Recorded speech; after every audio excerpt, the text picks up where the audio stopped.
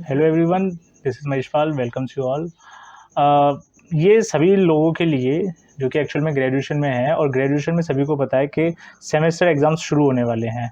तो ग्रेजुएशन के basically first year के जो जितने भी स्टूडेंट्स हैं, बीएससी फर्स्ट ईयर और सेमेस्टर फर्स्ट के लिए ये सीरीज़ बहुत ज़्यादा इंपॉर्टेंट होने वाली है। एंड मेनली मैंने ये उन्हीं के लिए प्लान की है, एंड सारा कुछ कंटेंट इसी के रिगार्डिंग में रहेगा।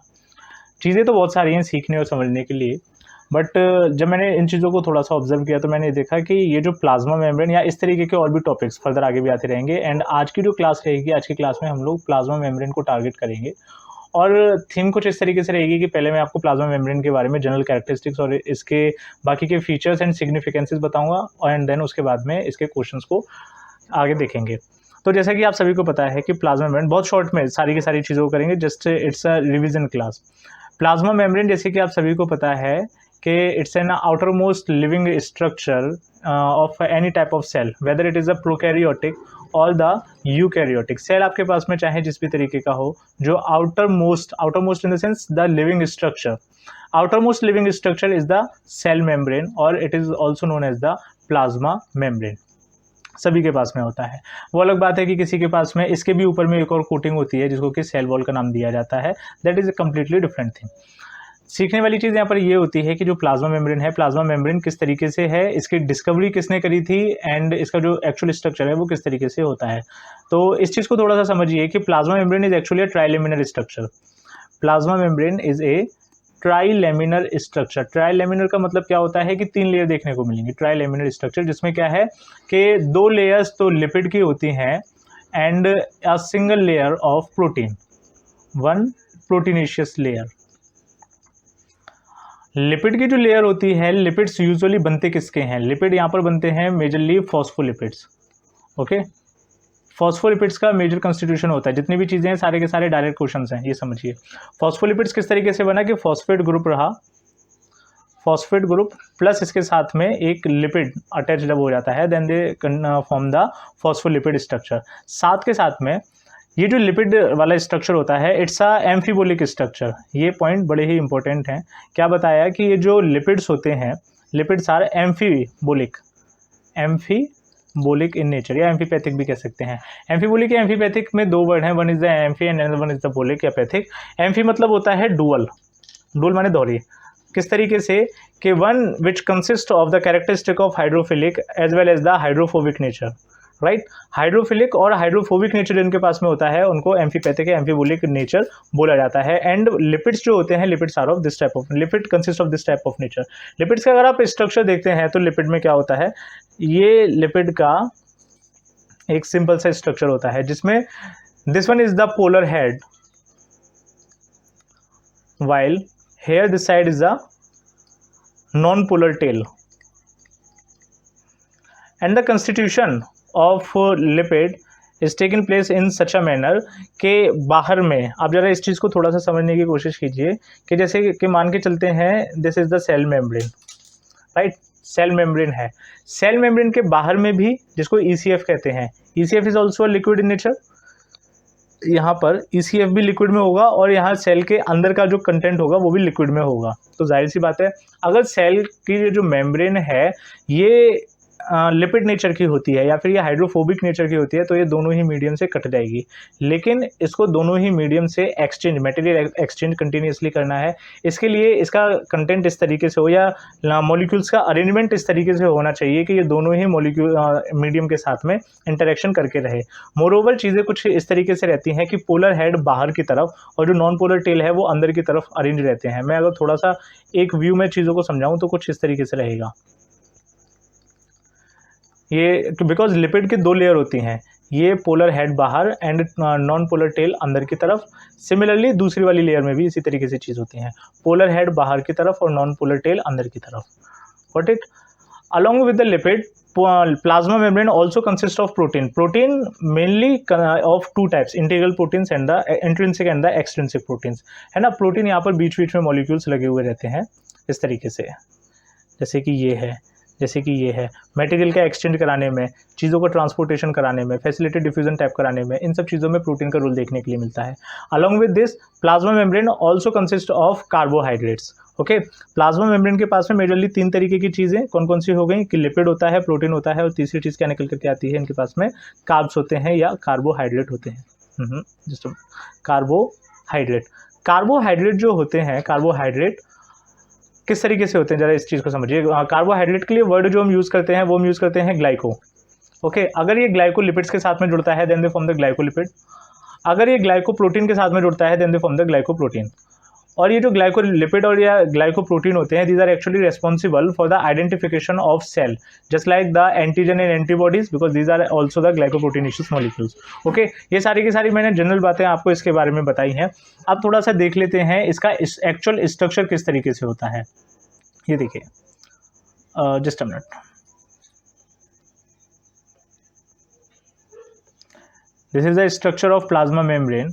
थोड़ा सा कॉम्प्लिकेटेड हो जाएगा या फिर आपको लगेगा कि थोड़ा सा हाई लेवल का है, बट ऐसा बिल्कुल भी नहीं है।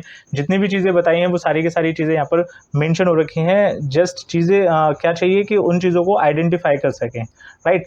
जैसे शुरुआत करते हैं, ये सारे के सारे जो स्ट्रक्चर दे रखे हैं मैं मार्क कर देता हूँ। जैसे ये वाला, this is the polar head of lipid, right. और ये जो नीचे में येलो कलर का स्ट्रक्चर दिख रहा है, this is actually the tail part, है ना, नॉन पोलर पार्ट, ऐसा वाला, ये नॉन पोलर पार्ट हो गया लिपिड्स का। ये जो ग्रीन कलर के ऊपर में आउटलाइन दिख रही है, दिस इज एक्चुअली कार्बोहाइड्रेट, ये कार्बोहाइड्रेट्स होते हैं।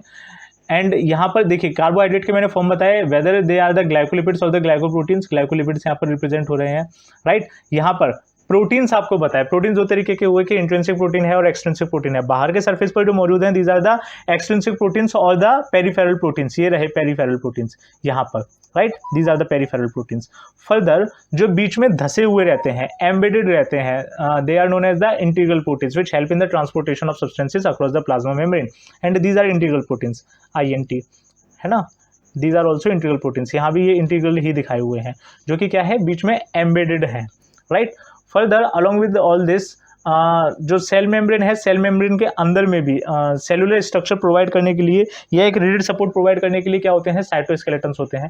मोर ओवर उन चीज़ों को यहाँ पर डिस्कस करने की जरूरत नहीं है, डायग्राम में दे रखे हैं। लेकिन जैसे यहाँ पर आपको दिखाया कि लिपिड में तो कोलेस्ट्रॉल हो गया और यहाँ पर माइक्रोफ्लामेंट्स ऑफ साइटोस्केलेटन आपको दिखाया हुआ। इसी तरीके से सेल के बाहर में भी कंटेंट होते हैं, कई सारी चीज़ें होती हैं, है ना। इन सब चीज़ों को ध्यान में रखते हुए अगर आप क्वेश्चन सॉल्व करते हैं, डेफिनेटली एक भी क्वेश्चन आपके ग्रिप से नहीं जाएगा, सारे के सारे कंसेप्ट आ जाएंगे। Let's practice some of the questions about this topic. Okay, तो शुरू करते हैं। जैसे पहला क्वेश्चन ये रहा, जैसे पहला क्वेश्चन है कि how cell is being recognised, cell recognition is due to, recognition means क्या हो गया, रिकॉग्निशन मीन्स हो गया सीधा सीधा आइडेंटिफिकेशन। जैसे कि मैंने थोड़ी देर पहले बताया कि identification is carried out due to presence of the carbohydrate portion of the plasma membrane which is shown as the glycoprotein और द ग्लाइकोलिपिड, है ना। अब इन दोनों में से कौन सा हो सकता है, इस चीज को देख लेते हैं। Lipid portion of cell membrane, ये तो हो ही नहीं सकता, lipid portion of cell membrane इसका आंसर नहीं है। Further carbohydrate portion of glycoprotein, this is the actual answer, ठीक है ना। Protein portion of the glycoprotein ये नहीं होना चाहिए, बोथ कार्बन ये नहीं है। The actual answer is the carbohydrate portion of the glycoprotein. और ग्लाइकोप्रोटीन्स किस तरीके से बने हैं, ये चीज मैंने बताया ना अभी कि ग्लाइकोजन है, glycogen actual glyco word stands for the carbohydrate, along with the protein it form the glycoprotein, right. Similarly the antigens and antibodies are identified due to presence of the glycoproteins, ठीक। अगला question, membranes are found in, membranes आपको कहाँ देखने के लिए मिलेंगे, option देख लेते हैं कि cytoplasm, mitochondria and chloroplast.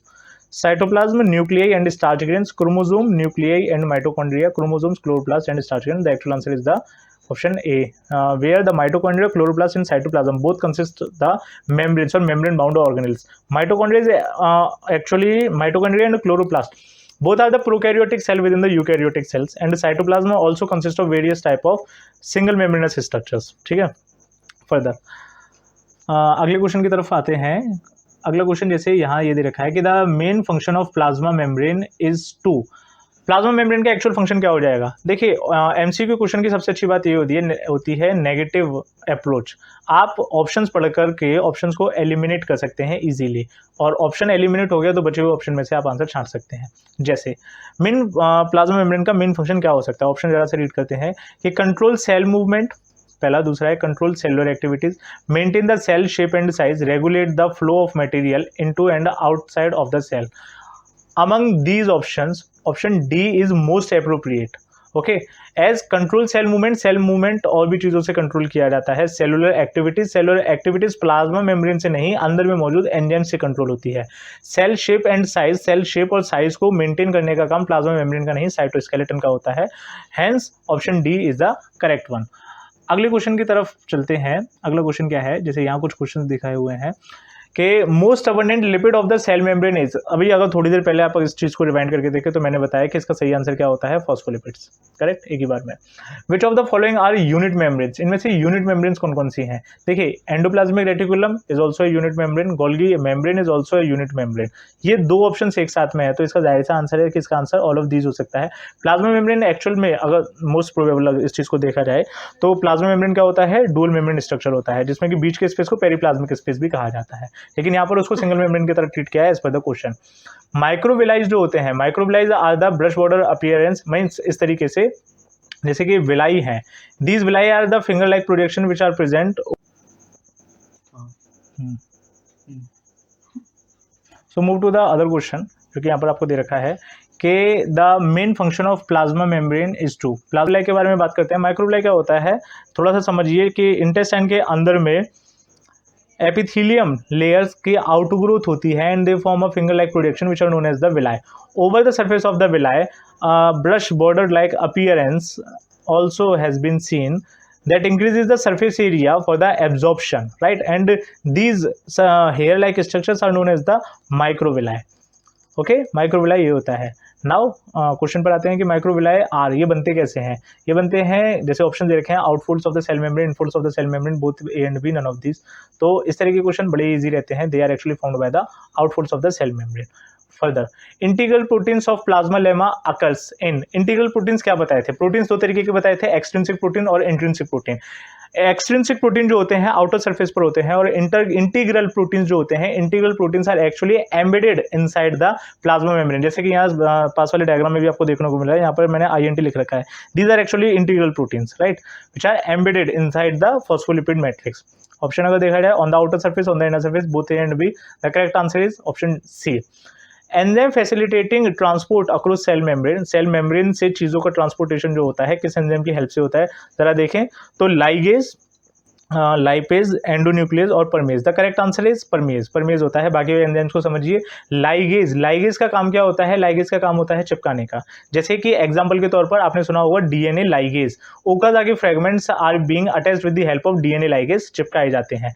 Lipase जो होता है, लाइपेज होता है लिपिड डाइजेस्टिंग एंजाइम, लिपिड्स को डाइजेस्ट करने वाला जो एंजाइम होता है उसको नाम दे दिया गया लाइपेज। एंडोन्यूक्लियस जो होते हैं, बायोटेक्नोलॉजी में आपने सभी ने इसका नाम सुना होगा, एंडोन्यूक्लियसिस और restriction endonucleases are the enzymes that cut the DNA strand at the specific site which is known as the palindromic site. तो एंडोन्यूक्लियसिस काटने का काम करेंगे।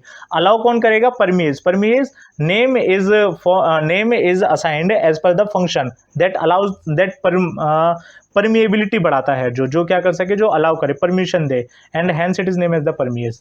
बायोमेम्ब्रेन आर, बायोमेम्ब्रेन किस तरीके का स्ट्रक्चर है? Quadripartite, tripartite, bilaminar and the unipartite. Biomembrane is the trilaminar structure. Trilaminar structure होता है जिसमें कि ऊपर की लेयर और जिसमें नीचे की लेयर दोनों किसकी बनी होती हैं? लिपिड की बनी होती हैं, एंड बीच में स्टक करते हैं यहाँ पर proteins, and it is the trilaminar structure. The correct answer is the B. Let's move to further questions. और किस तरीके के क्वेश्चंस हैं यहाँ देखिए, जैसे कि ऊपर वाला question, in a membrane phospholipids there are. Phospholipids जो होते हैं उनमें किस तरीके का स्ट्रक्चर है कि फॉस्फोलिपिड स्ट्रक्चर, फॉस्फोलिपिड बेसिकली मैंने ये वाला स्ट्रक्चर बनाया, एक ये, this is the phospholipid structure in which this is the polar head, ये पोलर हेड होता है, और ये जो दोनों हैं ये क्या है? These are the non polar tail, non polar tail. अगर आप स्ट्रक्चर को देखें तो आपको एक चीज समझ में आएगी कि पोलर हेड में एक है और दो नॉन पोलर टेल है ना। Hence this is your answer, one polar head and two non polar tails. और कुछ देखने की जरूरत ही नहीं है, सेशन के स्टार्टिंग में इस स्ट्रक्चर मैंने पहले बना दिया था। The plasma membrane is made up of, plasma membrane बनती किस तरीके से है या कौन कौन से कंस्टिट्यूएंट मटेरियल होता है? Carbohydrate and fats, fats and proteins, proteins and carbohydrate, carbohydrates and proteins. क्या क्या इसका आंसर हो जाएगा कि plasma membrane majorly consist of, देखिए option C and option D both are same, carbohydrate and protein. इसमें सारी की सारी चीज़ें दे रखी हैं। इसमें जो मेजरली चीज़ निकल करके आएगी वो होता है फैट्स एंड प्रोटीन्स। हाँ, बेसिकली लिपिड्स एंड प्रोटीन्स का बनता है, कार्बोहाइड्रेट साथ में होते हैं, है ना। तो मेजर कंस्टिट्यूएंट की अगर बात की जाए, मेजर कंस्टिट्यूएंट इस तरीके के क्वेश्चंस रहते हैं, थोड़े से करेक्शन रहता है इनमें। होती 3 चीज़ें हैं, कार्ब्स होते हैं, लिपिड होते हैं। अगर मैं सीरियल वाइज देखूं तो सबसे पहले नंबर में हाई अमाउंट में लिपिड देखने को मिलेगा, दूसरे नंबर पर प्रोटीन देखने के लिए मिलते हैं, और तीसरे नंबर पर क्या होता है, तीसरे नंबर पर कार्ब्स देखने के लिए मिलेंगे। तो अगर मैं इसका देखूंगा तो मैं इसका मोस्ट अप्रोप्रिएट आंसर भी करूंगा कि फैट्स एंड प्रोटीन ज़्यादा अमाउंट में है। क्योंकि फर्दर और क्वेश्चन जो इसमें दे रखे हैं, जैसे कि carbohydrates are present in the plasmalemma in. Carbohydrates plasmalemma, plasma membrane में किस तरीके के होते हैं? Glycolipids and glycoprotein, cellulose, hemicellulose, starch. अगर थोड़ा सा स्मार्ट वर्किंग की जाए तो बाकी की सारी चीज़ें कि सेलुलोज है या हेमीसेलुलोज है, स्टार्च है, दे ऑल आर कार्बोहाइड्रेट्स, है ना, they are polysaccharides. Moreover, we can say that they all are polysaccharides. They do not play any type of role in the formation of plasma lemma, है ना। Plasma lemma बनाने के लिए किस तरीके के कार्बोहाइड्रेट होते हैं? They are majorly glycolipids and the glycoprotein. The correct answer is option A. Glycocalyx जो होता है, ग्लाइकोकैलिक्स के बारे में थोड़ा सा समझिए। Glycocalyx is found in the cytoplasm matrix, on the cell surface, around nucleus, on the periphery of the nucleoplasm. इसका सही करेक्ट आंसर जो होना चाहिए that is on the cell surface. क्या होता है? Glycocalyx is actually cell coat, है ना। सबसे पहली चीज जो होती है, मैं अंदर से बाहर चलता हूँ, सेल मेम्ब्रेन, सेल मेम्ब्रेन के ऊपर में सेल वॉल, और सेल वॉल के ऊपर में glycocalyx, right. Glycocalyx is usually scene mainly in the bacteria, bacteria के ऊपर में होता है कि टफ सेल कोट है या फिर कैसा है कि इसमें लूज सेल कोट है। तो सेल कोट वाली जो चीज़ रहती है वो ग्लाइकोकैलिक्स कहलाती है, ग्लाइकोकैलिक्स, और सबसे ऊपर में रहती है, ठीक है ना। तो ऑन द सेल सरफेस हो जाएगा, न्यूक्लियस की तो बात ही नहीं होती है यहाँ पर किसी भी तरीके से। Cell coat consist of, cell coat में क्या होता है? दोनों क्वेश्चन लगभग एक जैसे हैं। सेल कोट में क्या हो जाएगा? अगर बात की जाए सेलुलोज, सेलुलोज तो नहीं हो सकता because it is a polysaccharide. Cellulose plus hemicellulose plus pectin, this is actually the composition of cell wall. Cellulose और ये दोनों ही चीजें क्या है? सेल वॉल का कंपोजिशन है। प्रोटीन सेल मेम्ब्रेन का कंपोजिशन है। तो सेल कोट किसने बनाया? सेल कोट ग्लाइकोकैलिक्स ने बनाया। और देख लेते हैं कुछ अगर इसमें और क्वेश्चंस हो तो। नहीं, इतने ही क्वेश्चंस हैं। होप सो जितने भी क्वेश्चंस मैंने यहाँ पर आप लोगों के साथ में डिस्कस किए हैं वो सारे के सारी चीज़ें आप लोगों को समझ में आई होंगी। मेरा जो मेन मोटो है वो ये है कि शॉर्ट टर्म रिवीजन सभी स्टूडेंट्स का होता रहे। अगर इनमें से कुछ भी मेरे बताए हुए कंसेप्ट से फंसता है then for the making of this video will be successful, है ना।